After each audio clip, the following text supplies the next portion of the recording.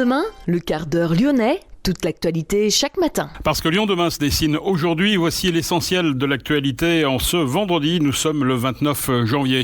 Le budget de la ville de Lyon pour 2021, la municipalité va s'endetter et Grégory Doucet assume pleinement. Explication dans ce quart d'heure lyonnais. Toujours en conseil municipal, la ville de Lyon a annoncé qu'elle se dotait d'une unité de contrôleurs pour les locations de meublés de courte durée.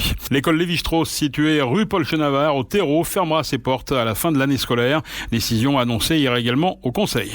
L'épidémie de Covid-19, 10 décès supplémentaires entre mercredi et jeudi dans le département du Rhône et des retards dans les livraisons de vaccins au centre de vaccination de Gerland, ce qui va entraîner la déprogrammation d'une partie des rendez-vous. Dans ce quart d'heure lyonnais, nous plongerons également dans les eaux du Grand Large. Retour sur l'expédition menée le week-end dernier dans les eaux de ce réservoir. Environ 200 pneus ont été retirés. L'Olympique lyonnais a signé avec le label Fair Play for Planet, label qui vise à estimer l'impact des organisations et événements sportifs sur l'environnement. Et puis sur le terrain, l'Olympique lyonnais affronte Bordeaux ce soir. Lyon demain, le quart d'heure lyonnais, toute l'actualité chaque matin.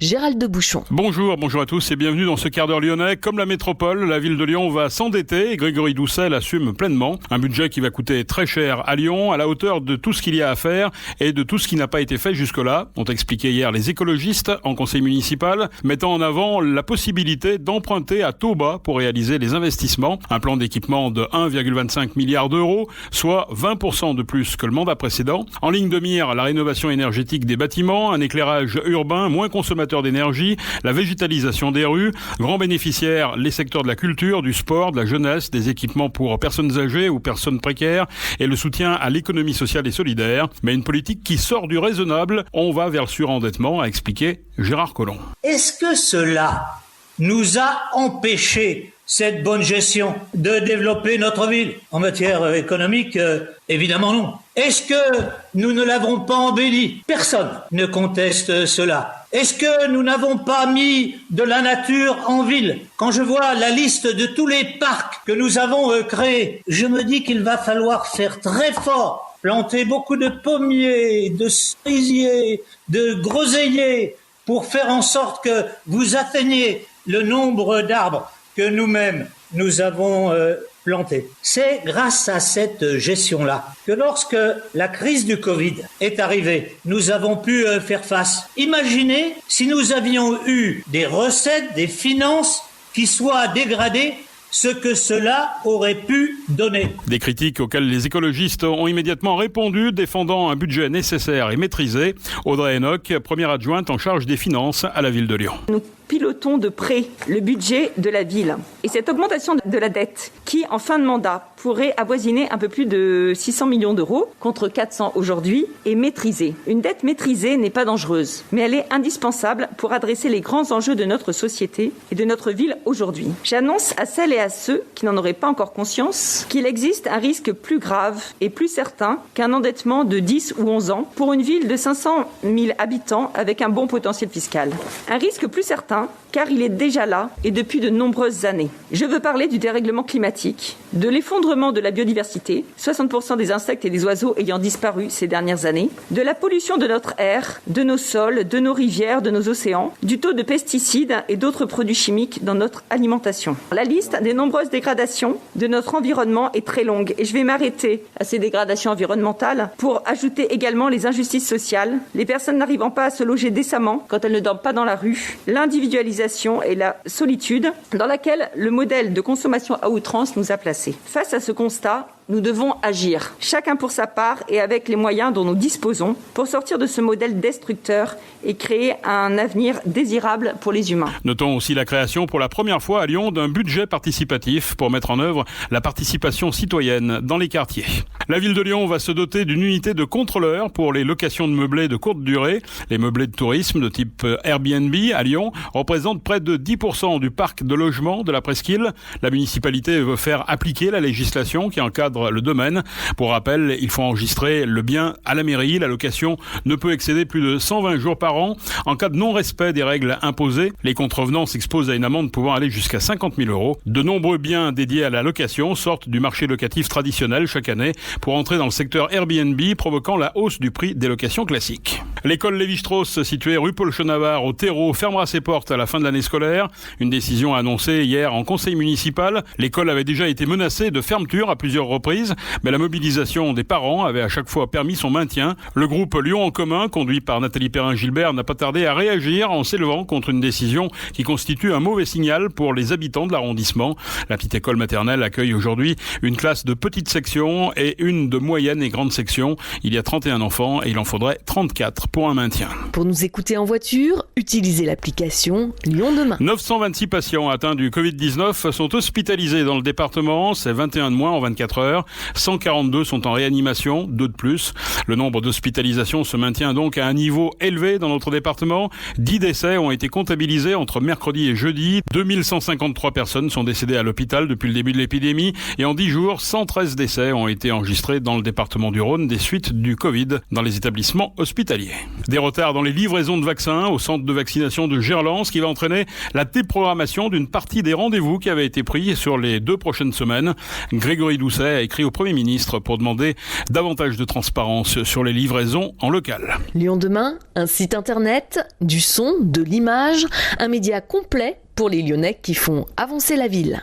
5 malfaiteurs lourdement armés ont braqué un jeune couple et un chef d'entreprise hier matin à Besnay, dans les monts du Lyonnais. Le patron de Samp, une entreprise de métaux précieux de Limonest, a été contraint de vider le coffre-fort. Plus de 20 kilos d'or auraient été ainsi dérobés, valeur estimée entre 1 et 1,4 million d'euros. Le fils de l'entrepreneur et sa compagne, qui avaient été kidnappés, ont été retrouvés abandonnés sur le parking de la Baraka, au parc de Méry-Beljonage. Ils étaient ligotés et bâillonnés. Le père, lui, a été retrouvé à Vaux-en-Velin, chemin de la Grange. D'importants moyens ont été déployé hier pour tenter de retrouver le commando de 5 hommes. Le plan épervier a été déclenché. Une enquête a été ouverte pour enlèvement, séquestration en bande organisée en vue de faciliter la commission d'un crime. Association de malfaiteurs. La société Samp, basée à Limonest, est spécialisée dans la récupération et le reconditionnement des métaux précieux. L'activité ultra sensible de cette société attise les convoitises. C'est la 3e fois en 12 ans qu'elle est prise pour cible par des braqueurs. Un étudiant, le visage peint en noir et mimant le singe. Les faits remontent à octobre 2019 lors d'une course d'intégration organisée par le bureau des étudiants du campus stéphanois de l'EM Lyon. L'image avait fait le tour des réseaux sociaux. La direction de l'école avait ouvert une enquête interne. Après avoir entendu l'étudiant concerné, un jury disciplinaire s'est réuni. L'élève écope d'un avertissement et d'une exclusion temporaire. Il devra aussi procéder à une mission d'intérêt général au sein d'une association luttant contre les représentations racistes. Il devra aussi travailler au sein même du campus de Saint-Étienne à la mise en place d'un dispositif de sensibilisation. En parallèle, l'école a invité le 26 janvier la Ligue internationale contre le racisme et l'antisémitisme, la LICRA, pour organiser une conférence de sensibilisation sur les dérapages racistes. Lyon Demain, ville, mer et océan. Retour sur l'expédition menée le week-end dernier dans les eaux du Grand Large à Dessines. Le club de plongée Odysseus 3.1 s'est fait connaître à Lyon ces dernières années en sortant des eaux du Rhône des centaines de trottinettes jetées dans le fleuve. Les plongeurs ont aussi exploré le lac du parc de la Tête d'Or, une première, mais le club a aussi d'autres terrains de jeu. Au Grand Large, les membres du club se sont aperçus de la présence de dizaines de pneus dans les eaux de ce réservoir construit en 1897, en même temps que la centrale hydroélectrique de Cusset. Ces pneus abandonnés ne sont pas le résultat d'incivilité, mais plutôt d'une pratique peu respectueuse de l'environnement.